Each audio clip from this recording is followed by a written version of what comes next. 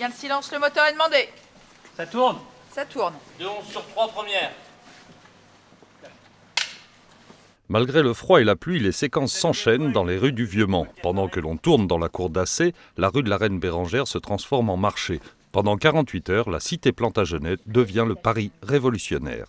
On ne peut plus maintenant tourner un film 18e siècle à Paris à cause de tout l'environnement qui a complètement été restauré, entre le mobilier urbain, etc. Et donc c'est vrai que maintenant le Mans se prête à merveille pour recréer le Paris du 18e. C'est pour ça que d'ailleurs tous les films viennent principalement tourner au Mans à cette époque-là. On a l'impression d'être dans le troisième arrondissement de Paris de l'époque. Et c'est aussi ce qui fait son charme, ces petites rues étroites qu'on aurait dit qu'on été pensées pour nos carrosses et nos carrioles.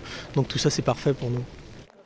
Pour que l'illusion soit parfaite et pour éviter les anachronismes, les décorateurs sont au travail pour masquer toute trace du XXIe siècle. Un grand silence.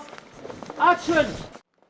Une fois réaménagée, la cour et la rue de la Reine Bérengère sont difficilement reconnaissables. L'héroïne du film, Manon, est une jeune Vendéenne qui arrive à Paris et qui va côtoyer les révolutionnaires avant de se consacrer à la cause des femmes. J'ai surtout envie de la défendre et d'être le plus juste possible et au plus près d'elle et en y mettant aussi ce que je suis avec mes expériences, avec voilà. Et moi aussi qui ai fait des combats pour les femmes, ça me va très bien. Le téléfilm de 2 x 2 heures doit être diffusé courant 2013.